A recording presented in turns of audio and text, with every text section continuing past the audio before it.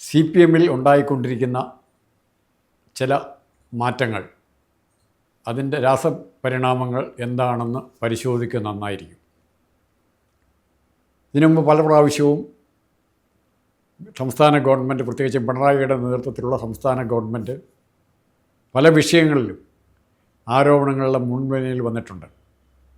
പക്ഷേ അന്ന് ഇത്തരം ആരോപണങ്ങളെ നിയമസഭയിലും ഡിഫെൻഡ് ചെയ്യുവാനോ അല്ലെങ്കിൽ പ്രതിരോധിക്കാൻ ശക്തമായി തന്നെ മാർക്സിസ്റ്റ് പാർട്ടിയുടെ MLA-മാരെല്ലാവരും തന്നെ ഒറ്റക്കെട്ടായിട്ട് വന്നിട്ടുണ്ട്. പഴയ ഷംസീർ സ്പീക്കറിനാകുന്നതിന് മുമ്പ് തൊട്ട് കഴിഞ്ഞ ടൈം മുതൽ അങ്ങനെയുള്ള ഒത്തിരി MLA-മാരെ നിരനിരയായിട്ട് മന്ത്രിമാരും MLA-മാരും പിണറായിയോട് തോൾ ഉയർന്ന് നിൽക്കുമായിരുന്നു.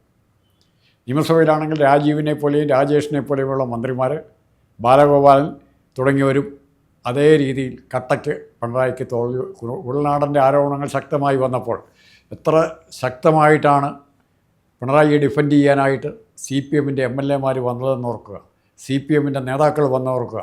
എൻ്റെ മകളെക്കുറിച്ച് പറഞ്ഞാൽ എന്തും വിളിച്ചു പറയാനുള്ള വേദിയാണോ നിയമസഭയെന്ന് പിണറായി അലറുന്ന ശബ്ദത്തിൽ ചോദിച്ചപ്പോൾ കൈയടിച്ച് പ്രോത്സാഹിപ്പിക്കാൻ ധാരാളം MLA-മാരുണ്ടായിരുന്നു.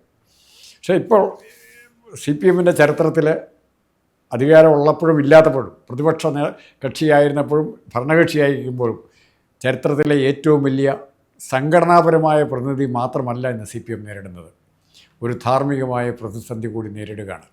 CPM തീവ്ര മുന്നണി പോരാളികൾ എന്ന് കരുതിയ പലരും ചെളിക്കുണ്ടിൽ വീണ് വീണ്ടും വീണ്ടും അതിൻ്റെ ആഴങ്ങളിലേക്ക് പോകുന്ന കാഴ്ചയാണ് കാണുന്നത്. ഇപ്പോൾ ഞാൻ പറയാൻ ഉദ്ദേശിച്ച ആദ്യത്തെ പേരുകൾ നിങ്ങൾക്കെല്ലാവർക്കും അറിയാം. കടകംപള്ളി സുരേന്ദ്രനും പത്മകുമാറുമാണ്. P. ശശി അങ്ങനെയുള്ളവർ ഇപ്പോൾ പ്രതിനിധികളല്ല, ഒഫീഷ്യൽ രംഗത്ത് വർക്ക് ചെയ്യുന്നു, PK ശശിയൊക്കെ. പക്ഷേ ജനപ്രതിനിധികളായിരിക്കുന്നവർ, മുകേഷിൻ്റെ കാര്യം കഴിഞ്ഞു, പത്മകുമാറിൻ്റെ പേരിൽ മുകേഷിൻ്റെ കാര്യത്തിൽ പീഡന കേസുകളാണ് വന്നിരുന്നതെങ്കിൽ പത്മകുമാറിൻ്റെ പേരിൽ അഴിമതി കേസാണ് വന്നിരിക്കുന്നത്. കടകംപള്ളിയെ തുറച്ചു നോക്കുന്നത് പീഡന കേസും സ്വപ്ന സുരേഷിനെ പോലുള്ളവർ ഉയർത്തിയ പീഡന കേസും അഴിമതി കേസും ഒരേപോലെ തുറച്ചു നോക്കുകയാണ്. പിണറായി ആരെ രക്ഷപ്പെടുത്തും? ഇവർക്ക് സ്വയം രക്ഷപ്പെട്ടിട്ട് പിണറായിയെ സഹായിക്കാൻ വരാൻ പറ്റില്ല. ഇവർ പടക്കളത്തിൽ മുറിവേറ്റ് കിടക്കുകയാണ്. മുറിവേറ്റ് കിടക്കുന്നൊരു ഭടൻ്റെ സഹായം നിങ്ങൾക്ക് രാജാവായിട്ട് അഭിനയിക്കുന്ന നിങ്ങൾക്കെങ്ങനെ നേടാൻ പറ്റും? ആ അവസ്ഥയിലാണിന്ന് പിണറായി, ആ അവസ്ഥയിലാണിന്ന് മാർക്സിസ്റ്റ് പാർട്ടി. ആര് കൈ കൊടുക്കും? നിങ്ങൾ ശ്രദ്ധിക്കുക, മൗനി ബാബമാരായി എല്ലാവരും മൗനത്തിൻ്റെ വാൽമീകത്തിൽ ചൂണ്ടു നിൽക്കുകയാണ് എല്ലാവരും. റിയാസ് എന്തെങ്കിലും വേണ്ടി പ്രധാനപ്പെട്ട ഏതെങ്കിലും ഒരു പ്രസ്താവന നടത്തി നിങ്ങൾ ആരെങ്കിലും കഴിഞ്ഞ 2 ആഴ്ചക്കുള്ളിൽ കേട്ടിട്ടുണ്ടോ? രാജീവോ രാജേഷോ ഏത് സമയത്തും കൈതോലപ്പായുടെ കേസ് വരുമ്പോൾ വരെ രാജീവ് സജീവമായിട്ടുണ്ട്. ആ രാജീവിൻ്റെ ശബ്ദം പുറത്തു കേൾക്കാനുണ്ടോ? രാജേഷിൻ്റെ ശബ്ദം പുറത്തു കേൾക്കാനുണ്ടോ? ഇനി ഇവരൊക്കെ ശബ്ദിക്കാൻ തുടങ്ങും, സംസാരിക്കാൻ തുടങ്ങും. എപ്പോഴാണെന്നറിയാമോ? രാഹുൽ മാങ്കൂട്ടത്തെ അറസ്റ്റ് ചെയ്ത് FIR സമർപ്പിക്കുന്ന സമയമാകുമ്പോഴേക്കും കോൺഗ്രസിൻ്റെ മേൽ മുഴുവൻ ആരോപണങ്ങളും കെട്ടിവെച്ചുകൊണ്ട് ഇവർ സംസാരിക്കാൻ തുടങ്ങും.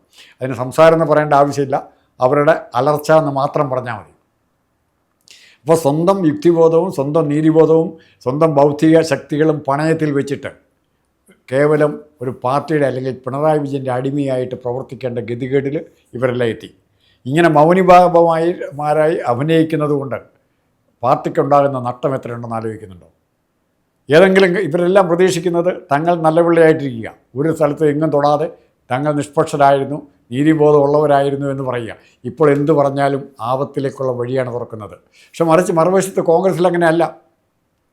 കോൺഗ്രസ്സിൽ ഇപ്പോൾ രാഹുൽ മാങ്കൂട്ടത്തിൻ്റെ കേസാണ് ഏറ്റവും വിവാദമായ കേസ് വന്നിരിക്കുന്നത്. കഴിഞ്ഞ 10 വർഷത്തിനിടയ്ക്ക് ഭരണ നേട്ടങ്ങളെക്കുറിച്ച് അല്ലെങ്കിൽ ഭരണക്കോട്ടങ്ങളെക്കുറിച്ച് കോൺഗ്രസിൻ്റെ ചെയ്തികളെക്കുറിച്ച് പറയാനൊന്നുമില്ല. ഒരു പാർട്ടി എന്നുള്ള നിലയിൽ കോൺഗ്രസിൻ്റെ വീഴ്ചകളെക്കുറിച്ച് പറയാൻ ഇവരുടെ ഭാഗത്തൊന്നുമില്ല, ഇടതുപക്ഷത്തിൻ്റെ ഭാഗത്തൊന്നുമില്ല. കാരണം 10 വർഷമായിട്ട് പ്രതിപക്ഷത്താണ്, അതുതന്നെ പ്രധാന കാരണം. അപ്പോൾ ഈ വിഷയം കിട്ടിയപ്പോൾ, ഒരു സാരിത്തുമ്പ് കണ്ടപ്പോൾ, ഒരു ചൂരുതാറ് കണ്ടപ്പോൾ, എന്നാൽ കോൺഗ്രസിനെ ആ സാരിത്തുമ്പിൽ കെട്ടി തൂക്കിയേക്കാമെന്ന് ആര് വിചാരിക്കുന്നു? രാജേഷ് രക്ഷപ്പെട്ടതാണ്. വാളയാർ പെൺകുട്ടികളെ വെറ്റിക്കോട്ടിൽ കെട്ടിത്തൂക്കിയ വാളയാർ പെൺകുട്ടികളുടെ ശാപത്തിൽ നിന്നും രാജേഷ് രക്ഷപ്പെട്ടിട്ടുണ്ടോ? ഇന്ന് രാഹുലിനെ കെട്ടിത്തൂക്കുന്നത് വഴി സ്വയം കൈയടിച്ച് ആഹ്ലാദിക്കാനെങ്കിലും CPM പറ്റും. ആ രീതിയിലാണ് നോക്കുന്നത്. അവരുടെ കുറേ ബുദ്ധിജീവികൾ രംഗത്ത് വന്നിട്ടുണ്ട്, രാഷ്ട്രീയക്കാർ വന്നിട്ടുണ്ട്, പാലക്കാട്ട് സഹാക്കൾ വന്നിട്ടുണ്ട്. MLA-യുടെ ഓഫീസിലേക്ക് പ്രകടനം, MLA-യുടെ കോലം കത്തിക്കൽ. നിങ്ങൾ ആരെങ്കിലും കണ്ടോ? ഏതെങ്കിലും ഒരു ഏറ്റവും കൂടുതൽ വിപ്ലവ വീര്യം ഉണ്ടായിരുന്ന, രണ്ടും പോയിട്ട് ബാക്കി മുഴുവൻ MLA-മാരുള്ള കൊല്ലം ജില്ലയിൽ മുകേഷിനെതിരായിട്ടൊരു ആരോപണം വന്നപ്പം എത്ര സഖാക്കളെ കണ്ടു അയാൾക്കെതിരെ പ്രതിഷേധിക്കാൻ? എത്ര പേരുണ്ടായിരുന്നു? എന്ത് നടപടിയാണ് പാർട്ടി എടുത്തത്? ഇപ്പോഴും നിയമസഭയിലെ ഒരു MLA ആയിട്ട് തുടരുന്നു. ഏത് ബില്ലിനാണെങ്കിലും പിണറായി വിജയൻ അവതരിപ്പിക്കുന്ന ബില്ലുകൾക്ക് അനുകൂലമായി കൈവൂക്കല വോട്ട് പിണറായി വിജയൻ ഗവൺമെൻറ്റിന് അനുകൂലമായി നിയമസഭയിൽ വോട്ടായിട്ട് കാണുന്നു. അങ്ങനെയുള്ള സാഹചര്യത്തിൽ ജീവിക്കുന്ന പിണറായി വിജയന് എങ്ങനെയാണ് രാഹുൽ മാങ്കൂട്ടത്തിൻ്റെ മേൽ ന്യായമായി പോലും അന്വേഷണം നടത്താൻ പറ്റുക? അന്വേഷണം നടത്താതെ ശിക്ഷിക്കാനുള്ള മാർഗ്ഗമാണ് ഇവർ നോക്കുന്നത്. രാഹുൽ മാങ്കൂട്ടത്തെ പുകമറയിൽ നിർത്തുക, അതുവഴി കോൺഗ്രസിൻ്റെ മേൽ കുറേ കരിവാരി തേക്കുക, അങ്ങനെ ഈ പാർട്ടിയെ കോൺഗ്രസിനെ ഇല്ലാതാക്കി തെരഞ്ഞെടുപ്പിൽ കുറേ നേട്ടങ്ങൾ ഉണ്ടാക്കുക എன்ற ഒറ്റ ഉദ്ദേശം മാത്രമേ ഉള്ളൂ. പിണറായി വിജയൻ അറിയാം ഇത് രാഹുൽ മാങ്കൂട്ടത്തെ ശിക്ഷിക്കാൻ പറ്റില്ലെന്നറിയാം. പക്ഷേ പിണറായി വിജയൻ്റെ ദൗർബല്യം അവിടെ അല്ല. ഈ വിഷയത്തിൽ പിണറായി വിജയനെ സപ്പോർട്ട് ചെയ്ത് ശബരിമല ഉൾപ്പെടുന്ന വിഷയം ഇത്രയും ഗുരുതരമായ വിഷയം ഉണ്ടായപ്പോൾ ആരും വന്നിട്ടില്ല. രാഹുലിൻ്റെ വിഷയത്തിൽ വരും, പലരും രംഗത്ത് വരും. മറിച്ച് ശബരിമലയെ പോലെ തീവ്രമായ ഒരു വിഷയമുണ്ടാകുമ്പോൾ ജനം മുഴുവൻ ശ്രദ്ധിക്കുന്ന വിഷയമുണ്ടാകും. തൽക്കാലത്തേക്ക് ഇതൊരു മൂടുപടമിട്ട് മൂടി വയ്ക്കാൻ എല്ലാവരും ഇപ്പോൾ സഹായിച്ചെന്ന് വരും. കാരണം എല്ലാ പാർട്ടിയിലും പെട്ടവർ ഇന്നല്ലെങ്കിൽ നാളെ ചിലപ്പോൾ ഈ പ്രതികളായി വന്നേക്കാം. SITക്ക് സഹായിക്കണമെന്ന് വിചാരിച്ചാൽ പോലും സഹായിക്കുന്നതിന് ചില പരിമിതികളുണ്ടാവും. ആ SITയെ നിയന്ത്രിക്കാൻ പറ്റുന്നില്ലെങ്കിൽ, SITയെ തങ്ങളുടെ ചെൽപ്പടിക്ക് കൊണ്ടുവരാൻ പറ്റിയില്ലെങ്കിൽ ഉറപ്പായിട്ടും പിണറായി വിജയന് ഭയപ്പെടേണ്ടിയിരിക്കുന്നു, കാര്യമായി ഭയപ്പെടേണ്ടിയിരിക്കുന്നു. ഇവിടെ ആർക്കാണ് പിണറായിയെ രക്ഷിക്കാൻ പറ്റുക? പിണറായിയെ രക്ഷിക്കാൻ പറ്റില്ല എന്നുള്ള ബോധമുള്ളത് കൊണ്ടാണ് പിണറായിയെ സഹായിക്കാനായിട്ട് രംഗത്ത് വരേണ്ടവരെല്ലാം മൗനി ബാബുമാരായിട്ട് അഭിനയിക്കുന്നത്. കാരണം ജനങ്ങളുടെ മുമ്പിൽ നാളെ സമാധാനം പറയേണ്ടവരാണ് ഇവർ, ജനപ്രതിനിധികളാണ്. പക്ഷെ മറിച്ച് രണ്ടാമതൊരു കാരണം കൂടിയുണ്ട്. ഏതെങ്കിലും കാരണവശാൽ പിണറായി വിജയനെ മാറ്റി പുതിയൊരു നേതാവിനെ തിരഞ്ഞെടുക്കാൻ CPMൻ്റെ കേന്ദ്ര കമ്മിറ്റി തീരുമാനിച്ചാൽ, കേരളത്തിലെ കേന്ദ്ര കമ്മിറ്റി തീരുമാനിച്ചാൽ ഉറപ്പായിട്ടും തങ്ങളെ ആ സ്ഥാനത്തേക്ക് പരിഗണിക്കുമോ എന്ന് സംശയിക്കപ്പെടുന്നവരുണ്ട്. AK ഗോപാലൻ മിണ്ടുന്നില്ല, വിജയരാഘവൻ മിണ്ടുന്നില്ല. എല്ലാ കാര്യത്തിലും ആ വിജയരാഘവൻ്റെ വില്ലൻ ചിരി പോലും കണ്ടിട്ട് നാളത്തിലായില്ലേ?